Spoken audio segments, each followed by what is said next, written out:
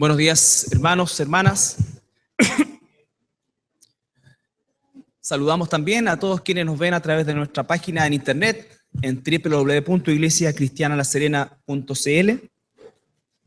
Y como cada domingo esperamos realmente en el Señor que este mensaje sea de bendición para nuestras vidas y que efectivamente, como decía la oración de nuestro hermano, provoque esos cambios que el Señor anhela en nuestra vida por causa de su gracia.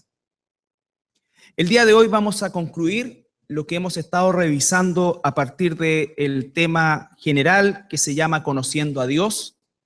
Y este tema, que lo basamos en Juan capítulo 17, versículo 3, donde el Señor Jesucristo en su oración sacerdotal, ¿no es cierto?, Él la comienza con estas palabras que dice que la vida eterna consiste en que te conozcan a ti, el único Dios verdadero, y a Jesucristo a quien has enviado. Entonces, nosotros tenemos un propósito central, principal, y que rige todo nuestro quehacer como seres humanos, que es el conocimiento de Dios. Cuando el cristiano logra, por medio del Espíritu Santo, hacer de su vida como cristiano no solamente la prioridad, sino que la esencia que rige todo su quehacer, sin duda alguna que la diferencia, ¿no es cierto?, la va a notar. Y la va a notar en una vida que sí va a tener propósito y en una vida que sí va a agradar a Dios, y si agrada a Dios, siempre también irá en beneficio de nosotros.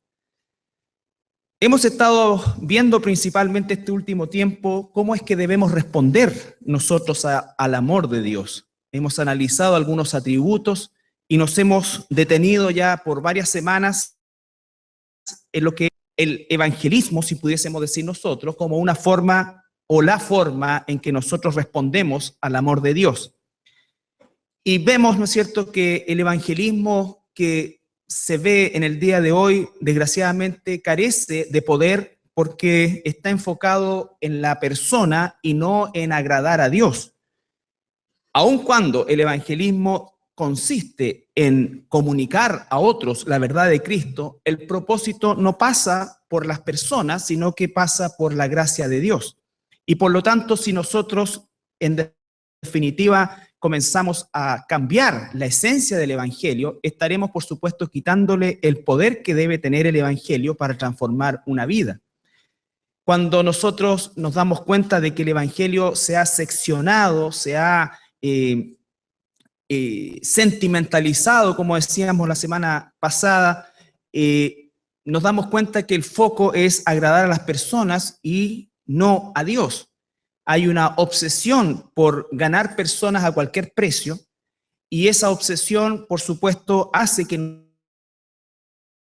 nosotros o las personas tengan que necesariamente, ¿no es cierto?, seccionar el evangelio para que este evangelio sea agradable a las personas.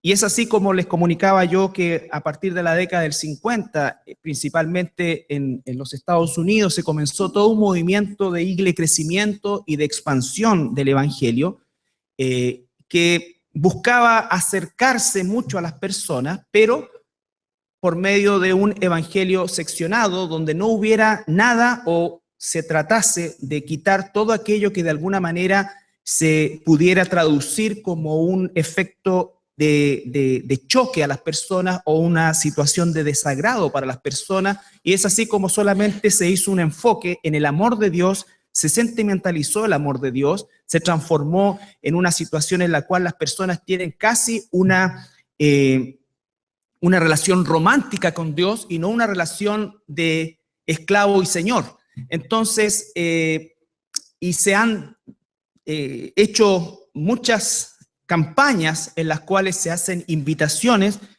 que no son otra cosa que alimentar nuestra naturaleza carnal, en lo que estamos nosotros siempre como seres caídos requiriendo mucha atención, mucha satisfacción, ¿no es cierto?, y que se realicen todos nuestros sueños. Entonces, ¿qué es lo que realmente dice el evangelio que predicó el Señor Jesucristo, que predicó Juan el Bautista, que predicaron los apóstoles, que predicaron la iglesia primitiva?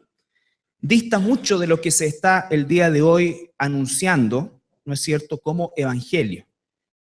Y nos damos cuenta que ese evangelio parte con una premisa que es la obra de Dios en la vida de un ser humano de forma sobrenatural, produciendo lo que se llama el arrepentimiento, que fue lo primero que vimos, ¿no es cierto? El arrepentimiento. Jesús llamó al arrepentimiento una y otra vez, y en definitiva el arrepentimiento consiste no solamente en dolerse por haber hecho algo mal, sino que darse cuenta de la condición en la que nos encontramos, de la ofensa que hemos hecho en primer lugar hacia Dios, y por supuesto también en la condición desastrosa en que nos encontramos delante de un Dios santo, todopoderoso, que con justicia, ¿no es cierto?, debiera darnos lo que merecemos, que es justamente la condenación y el infierno eterno.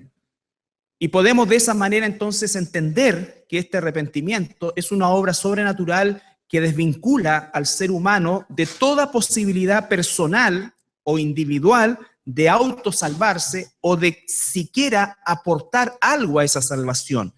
Muchas veces se habla, por favor, teología sinergista, en la cual de alguna manera nosotros como seres humanos ayudamos en este proceso de la salvación y de alguna manera nosotros aportamos algo a la salvación.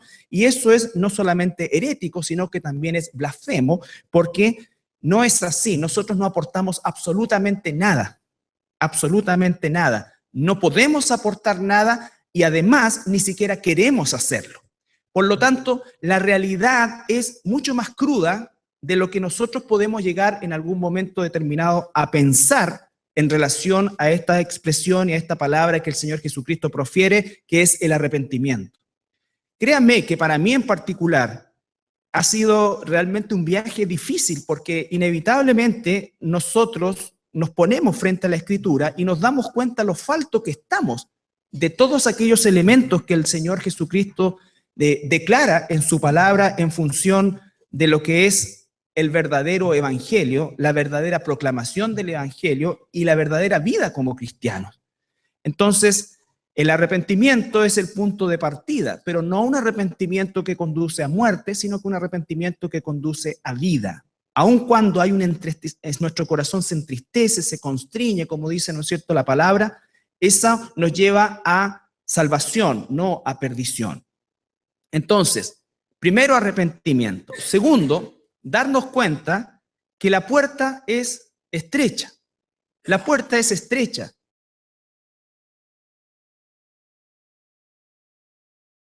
Y es muy, digamos, una concepción no solamente equivocada del Evangelio, sino que hasta ecuménica de lo que es el Evangelio, donde pensamos incluso que aquellos que están en el camino ancho son los ateos, los satánicos, ¿no es cierto?, aquellos que rechazan a Dios, pero hay mucha gente que consideraríamos que está en el camino estrecho por proclamar una fe en Jesucristo, pero no conforme a la voluntad de Dios.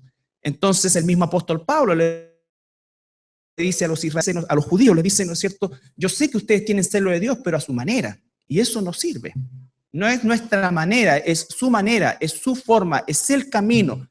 Él es la única verdad, la única vida, el único mediador. Entonces eso hace que realmente sea sumamente estrecho.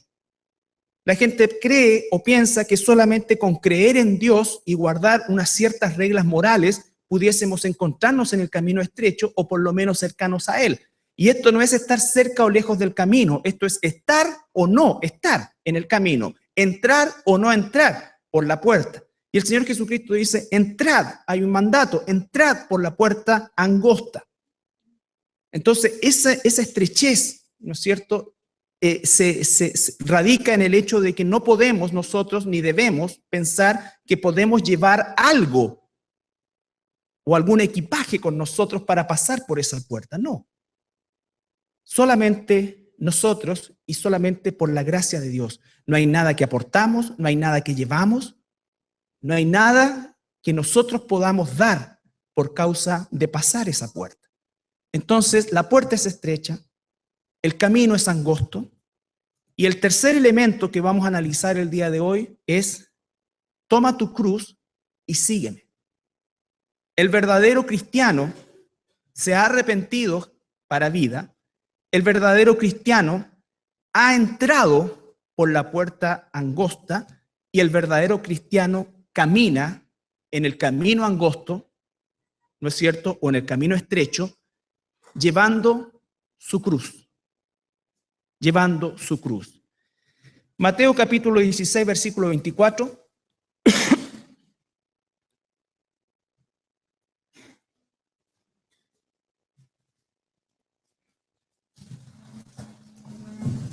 Por supuesto, recuerden ustedes que todo esto no solamente no es algo popular, sino que además es algo que es posible aceptar gozoso por la obra del Espíritu Santo. Mateo 16, 24. Jesús está hablando con sus discípulos, les está anunciando que Él debe morir, ¿no es cierto? Y llegamos al versículo 24 y recuerden que lo que antecede estos pasajes que vamos a leer son la confesión de Pedro por causa del Espíritu Santo, ¿no es cierto? No te lo reveló carne ni sangre, pero tras cartón este mismo Pedro, que es iluminado por el Espíritu Santo, ¿no es cierto?, es usado por el mismo Satanás para tratar de persuadir a Jesucristo de la obra que él venía a hacer. Por lo tanto, nosotros nos damos cuenta que efectivamente Jesucristo acá hace una inflexión, ¿no es cierto? Y si nosotros tomamos el versículo 23, ¿cómo es que se dirige a Pedro? Dice, quítate delante de mí, Satanás. Yo creo que ninguno de nosotros hemos llamado Satanás a alguien que ha dicho algo contra la voluntad de Dios. Sin embargo, el Señor Jesucristo dice, quítate delante de mí, Satanás. No le está hablando a Pedro, le está hablando al que está dentro o usando los labios, las cuerdas vocales de Pedro, que muchas veces sucede con nosotros. ¿No es cierto? Nosotros somos tan cuidadosos de no dañar a las personas que usamos, ¿no es cierto?, cualquier otro subterfugio, pero es finalmente si alguien no está hablando la palabra de Dios, está hablando la palabra del diablo, más aún si está en relación a la Escritura. Aquellos que tuercen la Escritura están hablando de parte de Satanás, ya sea que están tomados por demonios o ya sea que efectivamente están absolutamente muertos espiritualmente. Aquí el Señor le dice, quítate delante de mí, Satanás, me eres tropiezo. ¿Para qué? Me eres tropiezo. Fíjense, quítate delante de mí, Satanás, me eres tropiezo. Satanás siempre va a querer que el cristiano tropiece en el propósito que tiene, ¿no es cierto?, primariamente de agradar a Dios. Porque no pones la mira en las cosas de Dios. Cuando un cristiano pierde la vista de las cosas de Dios, comienza a poner la vista en las cosas del mundo. Y si coloca la vista en las cosas del mundo, entonces está obedeciendo al príncipe de la potestad del aire que gobierna el pensamiento de este mundo. No hay un tercer pensamiento, no hay forma de liberarse de esta situación. O estamos pensando, hablando y haciendo la voluntad de Dios, o estamos pensando, hablando y haciendo la voluntad de Satanás. Tú no tienes voluntad propia. Tú y yo obedecemos a la voluntad de Dios, o obedecemos a la voluntad de Satanás. No hay otra opción. No existe otra opción. Entonces dice, sino que en la cosa de en la de los hombres. Entonces el Señor Jesucristo reprende de una manera dura a Pedro, ¿no es cierto?, en ese momento que está actuando en dirección a Satanás, favoreciendo el deseo de Satanás, favoreciendo la idea de Satanás. Entonces, cuando tú recibes una reprensión, ¿no es cierto?, nosotros cuando corregimos o somos corregidos, significa, ¿por qué corrección? ¿Desde dónde nos están corrigiendo? Desde la voluntad del diablo a la voluntad de Dios. No hay dos voluntades, no hay tres voluntades, no hay muchas voluntades. Cuando le desobedecemos a Dios, le obedecemos a Satanás. Eso es. Entonces Jesús le dijo a sus discípulos, si alguno quiere venir en pos de mí, niéguese a sí mismo y tome su cruz y sígame. Esto, hermanos, cala hondo en el corazón de cualquier persona, nosotros como cristianos.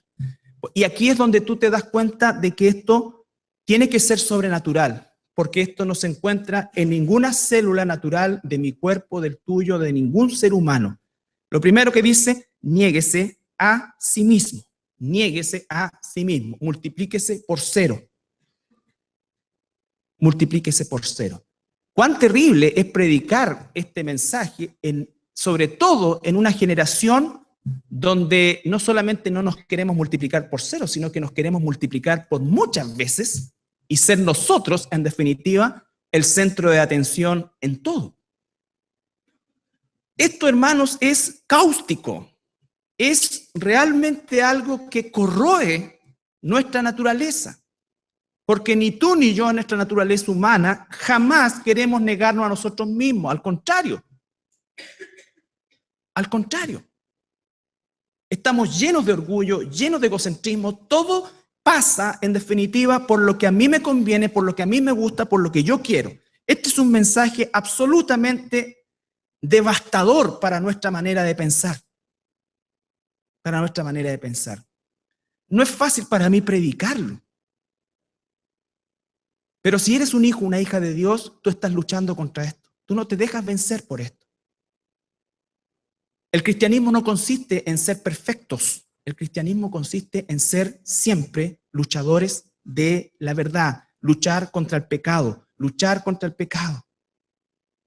Y el primer pecado que tenemos que vencer es nuestra propia idolatría, la idolatría que tenemos por nosotros mismos, por nuestros deseos, por nuestros anhelos, por todo aquello que en definitiva se interpone en lo que Dios quiere hacer conmigo, en lo que Dios quiere hacer a través de mí. Esto, hermanos, no se predica. Por eso es que hay tanta gente llenando lugares, 20.000, 30.000 personas. Si la puerta es estrecha, no me cuadra eso con lo que está diciendo Jesús. ¿Cuántos creen ustedes que recibirían al Señor realmente en su corazón si se les predicara esto? Pero ¿qué es lo que se les dice? Ven al Señor Jesús, Él te quiere tal como está, Él quiere hacer de ti una gran persona, Él quiere darte lo que no tienes, Él quiere llenar el vacío de tu corazón. Él no quiere eso, Él quiere transformarnos. ¿Sabes cuál era la invitación en la antigüedad? Es a hacerse esclavo de Jesús. Nosotros en nuestra mente tenemos solamente una concepción histórica, cultural de lo que es la esclavitud, pero no es una realidad en nuestra vida. Para las personas de esa época, en que la esclavitud era una realidad social, la invitación era devastadora. Ellos tenían la imagen más espantosa de lo que era ser un esclavo. Lo único que querían era liberarse de esa condición. Y entonces la invitación es a ser esclavo de Jesucristo, a ser esclavo de un rey crucificado. Todo era absolutamente distorsionado para la mente humana y de la época. Por eso es sobrenatural. Por eso las personas que vienen a Cristo para que se les solucionen sus problemas, lo hicieron por la motivación equivocada. ¿Puede Dios resolver nuestros problemas? Claro que sí, pero yo no vengo a Él para solucionar mis problemas. Yo vengo a Él porque quiero ser su esclavo. Y si quiero ser su esclavo, significa que Él es mi amo. Cuando hay un esclavo, tiene que haber un amo. Si hay un amo, tiene que haber un esclavo. La pregunta es quién es el amo y quién es el esclavo. El evangelismo moderno usa a Jesús como nuestro esclavo. El Señor tiene que darte, el Señor tiene que esto, el Señor esto, el Señor esto, el Señor esto, el Señor esto. No estamos en la posición correcta enseñando la verdad de Dios. Jesucristo dice, si alguno quiere venir en pos de mí. Claro, muchos quieren ir en pos de Jesús, pero cuando vienen los después de la coma, solamente los que están tocados y habitados verdaderamente por el Espíritu Santo van a seguir. Recuerden ustedes a Jesucristo en el Evangelio de Juan 6. Dice, ¿no es cierto?, claramente que Jesús empezó a predicar esto. Y de todos los que le seguían, se apartaron de él y se quedaron los 12. Nadie más. Y Jesucristo se voltea a ellos y les pregunta, ¿se quieren ir ustedes también? Casi desafiante. Casi desafiante. Y la respuesta de Pedro es, no, ¿dónde vamos a ir? Tú tienes palabras de ¿qué? De vida eterna. De vida eterna. Y las palabras de vida eterna solamente pueden ser apreciadas por aquellos en los cuales habita el Espíritu Santo. Por eso es que un verdadero cristiano se ve en el tiempo por sus frutos, no por una decisión puntual que ha hecho en su vida. Muchos de nosotros decimos, no, pero esa persona es cristiano, está alejado. Él tomó una decisión hace 10 años atrás, vive como Satanás, le dicen el anticristo de allá de San Juan, pero no, él hizo una decisión. No puede ser eso. Eso no es así. Esas decisiones no han sido nunca conversiones. No han sido nunca conversiones. Porque la conversión es algo sobrenatural que te ocurre y que en el tiempo, algunos más rápido, otros menos, con más tiempo, pero en el tiempo y al pasar el tiempo hay fruto en que comienzas a amar lo que Dios ama y a odiar lo que Dios odia. Pero si tú sigues amando lo que Dios odia, tú no te has convertido. Tú no te has convertido. Y gracias a Dios porque estás escuchando este mensaje, porque quizás hoy día recién puedes convertirte. Entonces, toma tu cruz y sígueme. Fíjense que sigue después el versículo 25. Porque todo aquel que quiere salvar su vida, la perderá. Aquel que quiere salvar su vida va a terminar perdiéndola. Porque o te entregas a Jesús o no te entregas a Jesús. Y todo aquel que pierda su vida por causa de mí, la hallará. Fíjense ustedes, esto es una cosa que pareciera contradictoria, pero el Señor nos está hablando en términos comparativos de situaciones totalmente distintas. Todos nosotros queremos cuidar nuestra vida. No se trata de no cuidar la vida desde el punto de vista de nuestra responsabilidad. Pero esto era clarísimo para la gente de aquella época, porque el que se declaraba cristiano era asesinado, y vamos a ver que la historia nos muestra miles de personas que murieron por causa de no negar su fe. Porque ¿qué aprovechará? Versículo 26, al hombre si ganare todo el mundo y perdiere su alma. ¿O qué recompensa dará al hombre por su alma? Porque el Hijo del Hombre vendrá en la gloria del Padre con sus ángeles y entonces pagará a cada uno conforme a sus obras. De cierto os digo que hay algunos de los que están aquí que no gustarán la muerte hasta que hayan visto al Hijo del Hombre viniendo en su reino. Ahí se está refiriendo después de la transfiguración. Vamos a Marcos, capítulo 8, versículo 34.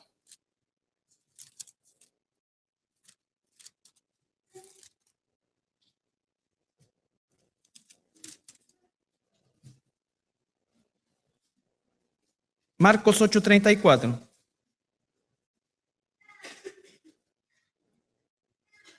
Lo mismo. Si alguno quiere venir en pos de mí, niéguese a sí mismo, tome su cruz y sígame. Tome su cruz y sígame. Otra vez, Lucas 9:23.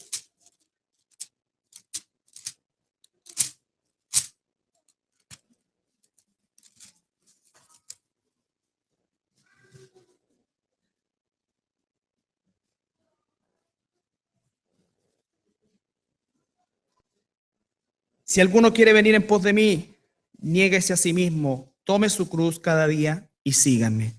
En los 3 evangelios está exactamente la misma expresión del Señor Jesucristo. ¿Qué quiere decir entonces? Tome su cruz y sígame. Para la gente del primero, ¿qué es lo que no significa en realidad? Muchos de nosotros pensábamos, ¿no es cierto?, que tomar la cruz y seguir a Jesús es asumir algo complicado que tenemos en nuestra vida, ¿no es cierto? Te casaste con una esposa o un esposo contencioso y entonces sabes que esa es mi cruz. Ahí está mi cruz, mira, ahí viene. Tienes un trabajo desagradable y un jefe hostigoso, esa es tu cruz, piensan algunos, ¿no es cierto? Una enfermedad es mi cruz, dice. Pero no es eso lo que el Señor Jesucristo estaba diciendo. Para la gente del primer siglo, era clarísima la analogía. La analogía no era soportar algo, era morir a sí mismo. La cruz significaba el instrumento de muerte más humillante, más doloroso, más sangriento que un hombre pudiera imaginar. Por lo tanto, cuando Jesús le está diciendo, toma tu cruz y sígueme, le está diciendo, muere a ti mismo. Muere a ti mismo. De la manera más vergonzosa, más humillante. Para nosotros hoy día la cruz es un símbolo de vida en Cristo. Pero para la gente de esa época en que está escrito esto, era claramente un símbolo de muerte. Lo que Jesús está diciendo es, tú tienes que morir. tú tienes que morir. Eso significa que tú te anulas completamente por causa de Cristo. Vuelvo a insistir, estas son palabras sumamente difíciles. Dios conoce a cada una de sus ovejas, sabe exactamente hasta dónde la va a trasquilar, así que no te preocupes. Pero tú y yo tenemos que estar dispuestos a morir. Morir a nuestro orgullo, morir a nuestro egocentrismo, morir a nuestros ideales, morir a todo aquello que ocupa el primer lugar en nuestra vida. No hay ranking en nuestra vida, todo lo llena el Señor Jesucristo. Morir, eso es lo que significaba. Por lo tanto, cuando el Señor Jesucristo está haciendo esta invitación, imagínate la invitación es la siguiente: muere a ti mismo y hazte esclavo de este rey crucificado. Esa era la invitación. No hay nada hoy día que se parezca a esto en las invitaciones que se hacen. El famoso evangelista, entre comillas, Billy Graham, declaró que después de darse cuenta de que él había prácticamente sido no una bendición, sino que una maldición para el mundo cristiano, se decía que es la persona que le predicó el evangelio a la mayor cantidad de personas. No es así, no predicó el evangelio. Porque él mismo dice que si un 5% de los millones que escucharon los mensajes que él decía realmente se ha salvado, entonces él puede morir tranquilo. Porque se da cuenta que las invitaciones que hacía eran invitaciones a mejorar tu vida. Dios quiere acoplarse a tu vida. Jesús quiere acoplarse a tu vida. Jesús quiere darte aquellas cosas que tú no puedes obtener en el mundo para ser mejor. Jesús quiere arreglar tu matrimonio. Jesús quiere hacer esto. Jesús quiere hacer esto otro. Sí, lo puede hacer, claro. Pero hay algo que es mayor: morir a nosotros mismos. Porque ¿sabes qué? Seguir a Jesús puede que te cueste tu trabajo, puede que te cueste tu familia, puede que te cueste tus amistades, puede que te cueste tu vida. ¿Estás dispuesto a entregar eso por causa de Cristo? ¿Recuerdan la imagen del joven rico? Jesús le dijo, lo miró y le dijo, le tocó justo el punto que él no estaba dispuesto a entregar. Hay un punto que tú a lo mejor no estás dispuesto a entregar. Y Dios no te está diciendo, entrégalo, sino que si la pregunta es si estás dispuesto a. Porque Dios nos conoce, sabe hasta dónde puede apretarnos. Él sabe hasta dónde puede apretarnos. Yo no sé hasta dónde Él puede apretarme, pero Él sí sabe hasta dónde puede apretarme.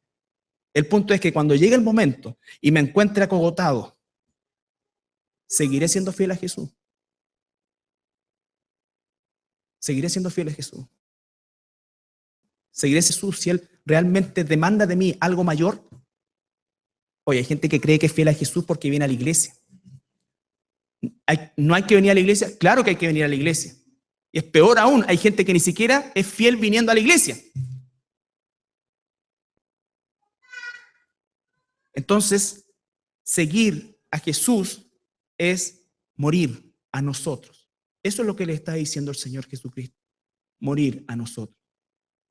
Recién cantaba, razón de mi adoración, eres tú mi Señor. ¿Es verdad eso? ¿O son tus hijos? ¿O es tu trabajo? ¿O eres tú mismo?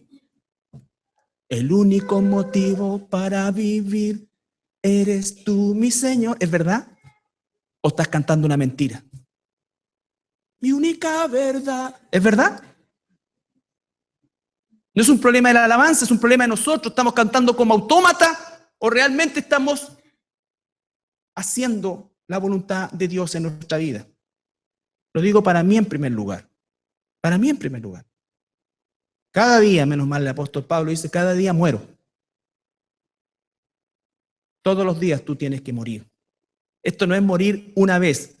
Morimos una vez a nuestra esclavitud del pecado como esclavos propiamente tal, pero morimos cada día y tomamos cada día la cruz de Cristo, es decir, nos morimos en Él. Gálatas, capítulo 2, versículos 20 y 21.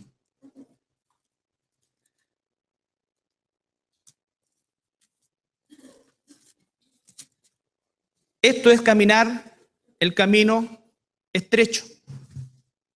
Cuando tú tomas la cruz de Cristo y le sigues, estás caminando el camino estrecho. Gálatas 2:20.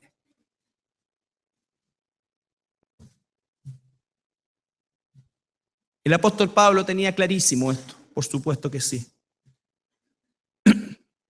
Dice, con Cristo estoy juntamente crucificado. ¿Qué significaba eso? Y ya no vivo yo, ya no vivo yo, ya no vivo yo. De eso se trata. Más vive Cristo en mí. Si eso, en definitiva, es lo que el Señor quiere, significa que si vive Cristo en mí, ¿qué es lo que mi vida reflejará? ¿Qué es lo que mi vida hará? La voluntad de Jesús. Jesús decía, yo no hago nada por mi cuenta, todo lo que hago, lo hago por causa del Padre. Ya no vivo yo, vive Cristo en mí. Todo lo que hago, lo hago por causa de Cristo y no lo hago yo, lo hace Cristo en mí, porque la gloria es para Él. Y lo que ahora vivo en la carne, lo vivo en la fe del Hijo de Dios, el cual me amó y se entregó a sí mismo por mí. Ya no vivo yo, vive Cristo en mí. Y lo que vivo ahora en mi carne, lo vivo por causa de aquel que me amó y se entregó por mí. ¿Es así tu vida? ¿O cuán lejos estamos de eso? Nunca vamos a tocarlo. Pero esto es alcanzarlo. Por eso dice el apóstol Pablo, me extiendo todo el día porque no lo alcanzo. Cuando lo alcance, significa que va subiendo la calle Colo Colo de espalda en un traje de madera. O en Coquimbo, si eres de allá. Pero mientras estamos en la carne no lo alcanzamos, pero la búsqueda de eso es lo que nos va perfeccionando. Perfeccionando. Porque si lo alcanzáramos como somos nosotros, no lo alcancé. Entonces, claramente el Señor dice, toma tu cruz y sígueme. Es algo activo, pero inactivo a la vez. Me inactivo yo y se activa Cristo en mí. Entonces, la vida que vivo, la vivo por causa de nuestro Señor Jesucristo. Eso es la evidencia de que soy un hijo de Dios. No que hice una decisión, sino que entré por la puerta angosta y estoy caminando el camino estrecho. Hay gente que declara haber entrado por la puerta angosta, pero va caminando por el camino amplio. Por eso dice la Escritura, por sus frutos se conoce.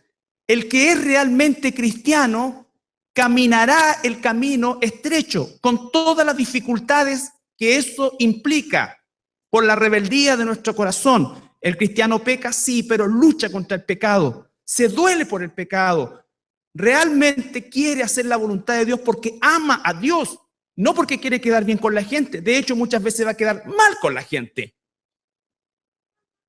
Porque ama a Dios, ama a Jesús, está agradecido por causa de la salvación que ha recibido inmerecidamente. No camina en el camino espacioso. Alguien que se declara cristiano y camina durante largo tiempo en el camino espacioso, quiero decirle que nunca se ha convertido, que va rumbo al infierno, aunque haya hecho una decisión. El camino ancho, ¿no es cierto?, o espacioso, no se está refiriendo a gente atea o a gente que rechaza a Jesús y que no cree en Dios. Se está refiriendo a todos aquellos que se consideran cristianos y no lo son. ¿Y sabe cuál es el final de eso? En Mateo 7 dice, van a llegar delante del trono blanco y le van a decir, Señor, en tu nombre hicimos.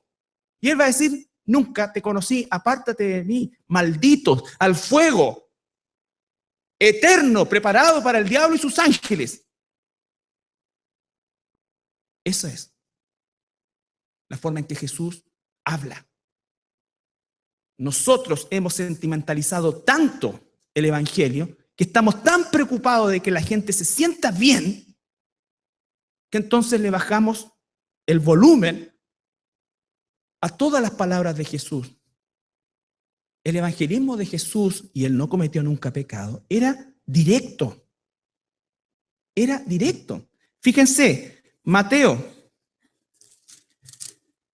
perdón, sí, Mateo,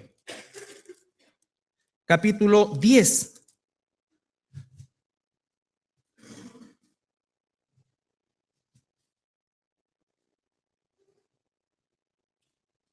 Versículo 34 al 39. Esto es sobrenatural. Si a ti esto te produce una rabia espantosa, tú tienes que saber que el Espíritu Santo no mora en ti. No mora en ti. No es que esto nosotros lo anhelemos, lo deseemos, pero sabemos que es la voluntad de Dios y Dios sabrá hasta dónde aprieta. No penséis que he venido para traer paz, sino paz a la tierra. No he venido para traer paz, sino espada. Porque he venido para poner en disensión al hombre contra su padre, a la hija contra su madre y a la nuera contra su suegra. Y los enemigos del hombre serán los de su casa. El que ama a padre o madre más que a mí, no es digno de mí. El que ama a hijo o hija más que a mí, no es digno de mí. No es digno de mí. Y el que no toma su cruz y sigue en pos de mí, no es digno de mí. El que no se mata a sí mismo y le sigue todos los días, no es digno de él. El que haya su vida, la perderá. Y el que pierde su vida por causa de mí, la hallará. Son palabras de Jesús. Son palabras de Jesús. Lucas, capítulo 14.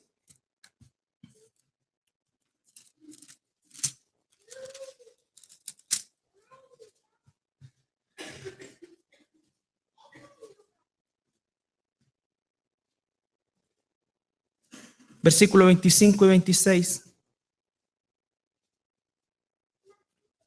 Y 27. Grandes multitudes, 14, 25. Grandes multitudes iban con él. Grandes multitudes. ¿Cómo terminó Jesús en la cruz? Abandonado. Abandonado. Porque mientras hacía milagros, no importa lo que dijera. Y volviéndose les dijo, vengan como están, Dios los ama, Dios los quiere. Eres tan importante para Dios. Eres tan importante para Dios que Él dejó su lugar en el cielo. Eso no es mentira. Yo no tenía ni una importancia para Dios. Si no, no sería gracia, sería mérito.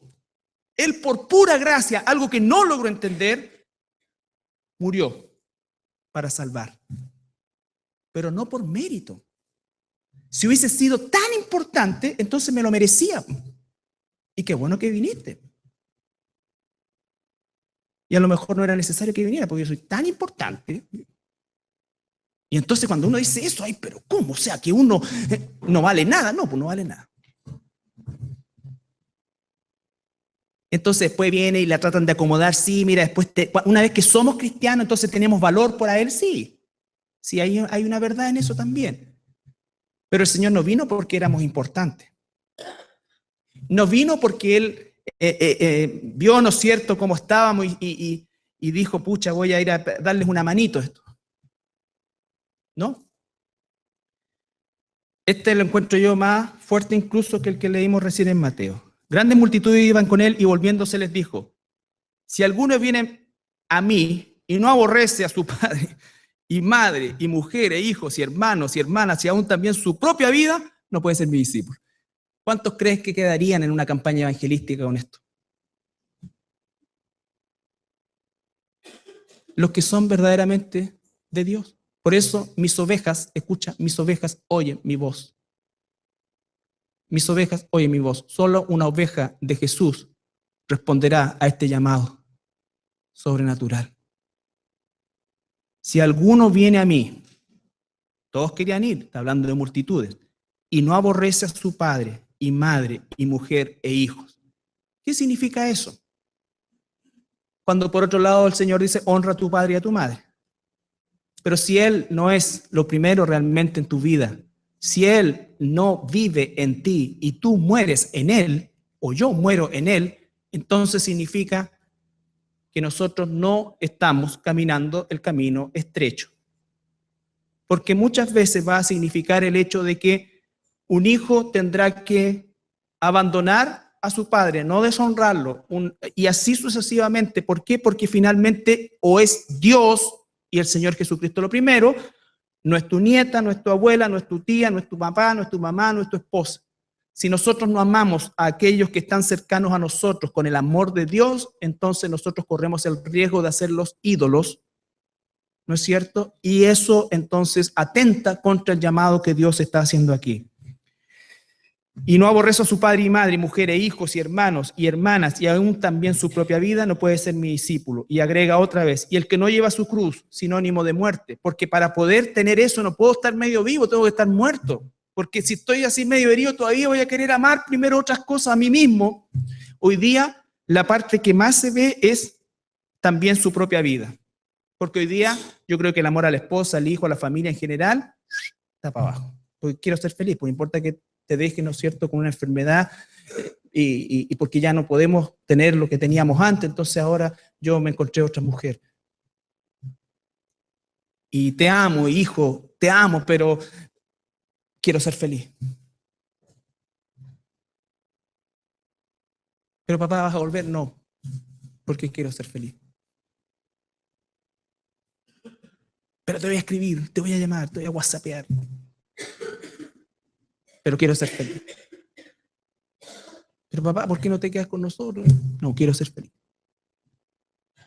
Y en nombre de mi felicidad, entonces, no importa contra y por sobre lo que pase.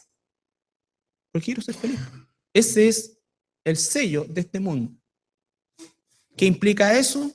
Cualquier cosa. ¿Quiere Dios que seamos infelices? No, Dios quiere que seamos fieles. Y como esto es sobrenatural, tú vas a encontrar gozo en las cosas de Dios, como no lo encontrarás en ninguna cosa humana. Los apóstoles dicen que salían gozosos por haber dado testimonio de Jesús delante del Sanedrín. Hay gozo en el cielo cuando un pecador realmente se convierte, y eso también es gozo para nuestra vida. Hay gozo cuando nosotros podemos salir triunfantes en Cristo de una tentación. Pero no nos dormimos en la laureles porque vendrá otra vez, pero tendremos más poder para eso. Sigue, porque ¿quién de vosotros, versículo 27, el que no lleva su cruz y viene en pos de mí, no puede ser mi discípulo? Estamos claros, ¿no es cierto? Ahora,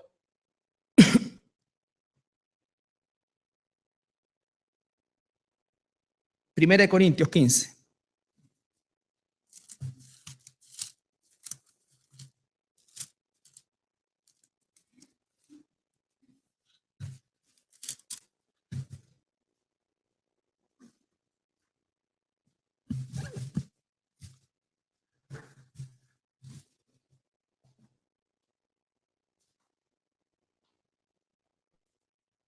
(15:31).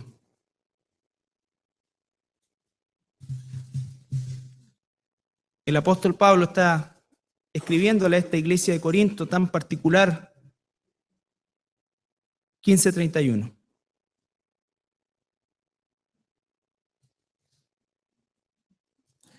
El apóstol dice: os aseguro, hermanos, por la gloria que de vosotros tengo en nuestro Señor Jesucristo, que cada día muero.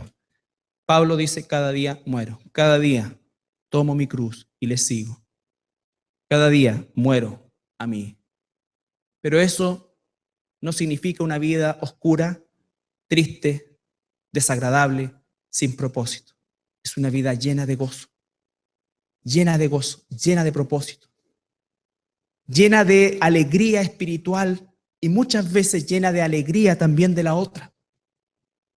Pero aún en los momentos difíciles y complicados hay gozo. Y eso, hermanos, es algo que el mundo no puede tener. El mundo siempre va a depender de lo externo para ser feliz. El mundo no va a tener gozo, el mundo puede tener momentos felices, circunstancias felices, pero el vacío, la amargura, el despropósito y sobre todo el destino sin Cristo es aterrador, es espantoso.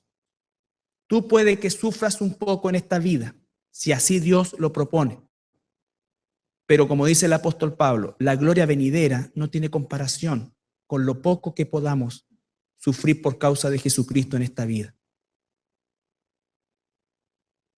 Hay matrimonios que no son perfectos, hay hermanos que no se llevan perfectamente, hay trabajos que no son perfectos, Hay situaciones en que no, y diría yo, todo está transversalmente atravesado, ¿no es cierto?, por la imperfección más que por la perfección. Pero en cada una de esas situaciones, el Señor nos da una fortaleza sobrenatural para vivir, llevando su cruz, es decir, muriendo a mí y haciendo su voluntad. Haciendo su voluntad. Siguiendo adelante en su voluntad, y vamos a tener gozo. Lo hemos vivido. Seguramente tú lo has vivido en más de alguna oportunidad. Te ha tocado vivir situaciones difíciles. Y cuando digo situaciones difíciles no me refiero solamente en magnitud, sino que muchas veces en cantidad diaria. En cantidad diaria, pero con gozo lo llevas adelante, porque sabes que es Cristo el que lo está viviendo. Es Cristo quien está soportando. Es Cristo quien está amando. Si tú vas por el camino espacioso, rechazando toda la indicación de Jesús, abandonando el propósito de Dios, guiándote por tus deseos, tus sentimientos, tus pensamientos, tus consejos, entonces tú no eres salvo. Si tú aborreces la palabra de Dios desde el punto de vista de la dirección que ella nos da, entonces tú no te has convertido. Porque nosotros no somos bibliólatras, somos cristianos, y un cristiano es alguien transformado. La palabra cristiano, ustedes saben, se comenzó, se acuñó este apelativo a los seguidores de Jesús allá en la iglesia de en Antioquía, ¿no es cierto? Y en el año 104, del libro de los mártires de Fox, ¿recuerdan ustedes ese libro? Había un cristiano, un romano converso al cristianismo verdadero, que se llamaba Apianos, el año 104. Apianos fue encarcelado y torturado hasta la muerte por llamarse esclavo de Cristo y negar llamarse esclavo del César. También ejecutaron a toda su familia delante de él antes de ejecutarlo a él. Esto es un extremo, que en ese tiempo era el pan de cada día. Pero la pregunta es, ¿cómo reaccionaríamos nosotros hoy día? Algunos dejarían que torturaran a la esposa, pero no le rayaran el auto.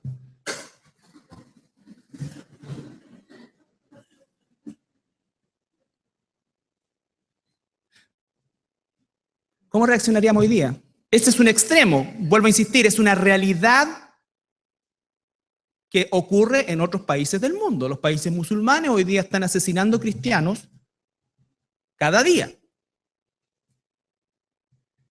Nosotros que terminado de aquí, algunos van a alcanzar a ver parte del segundo tiempo del clásico, ¿no es cierto? ¿Cómo echamos perico cuando no hay luz, por ejemplo?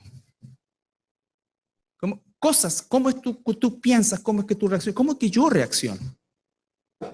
¿Cómo es que yo reacciono? Uno se encuentra de repente en un embotellamiento de tránsito y empieza a maldecir. Pero el Espíritu Santo ahí te pega un charchazo, tiene que ser de otra manera.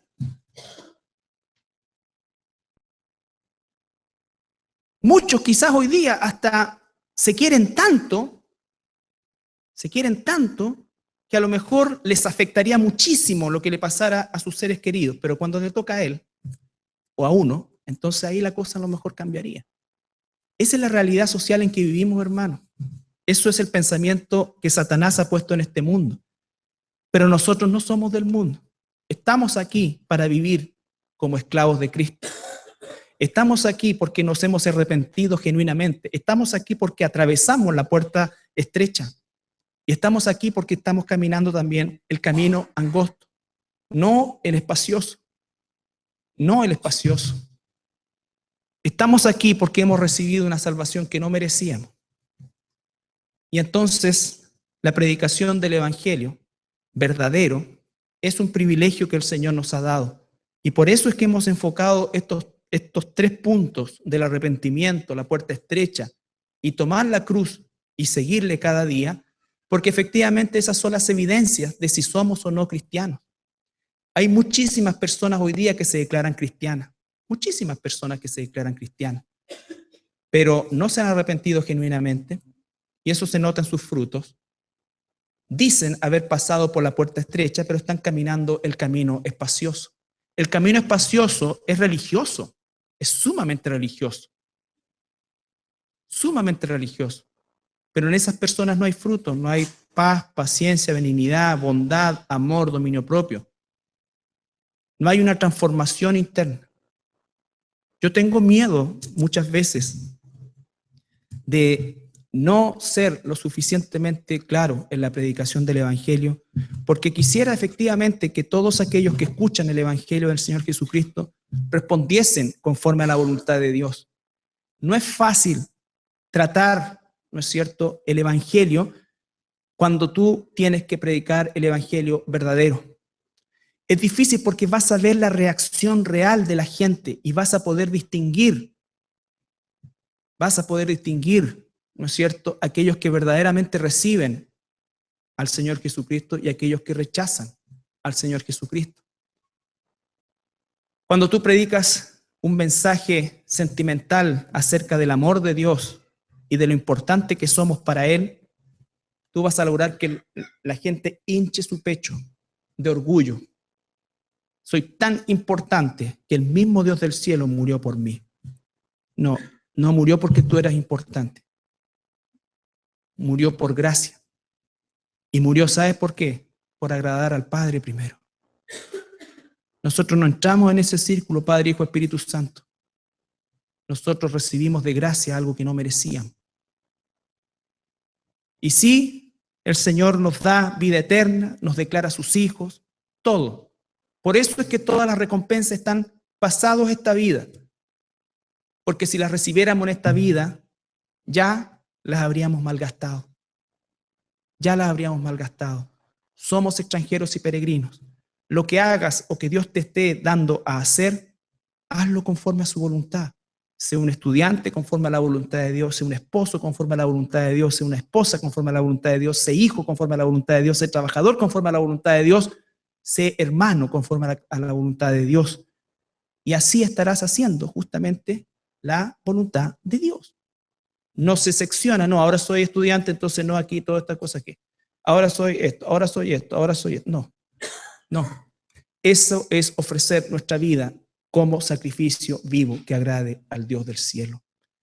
Hermanos, vamos a quedar hasta aquí, pero quisiera realmente quedar en nuestra mente a la hora de comunicar el Evangelio a otros. Si alguna vez hacemos una campaña evangelística, créanme que tiene que ser en estos términos. Nosotros no esperamos que la gente venga, esperamos que el Señor traiga sus ovejas. Porque cuando nosotros esperamos que la gente venga, ahí es donde se nos cuelan las víboras, los lobos, los coyotes, ¿no es cierto? Y todas las aves de rapiña que habitan y pululan en las iglesias y que ocupan lugares, ¿no es cierto?, aquí también. Y entonces no dice o no nos asegura que no nos pasará, pero lo que sí es seguro es que a lo menos estrecharemos bastante, ¿no es cierto?, esa posibilidad. Esto no es un llamado indiscriminado, decir, todo, ven nomás, Dios te ama, ven usted hoy día lo que pasa con el Vaticano, ya no. Estamos llegando al punto en que Dios va a abandonar a esta sociedad chilena.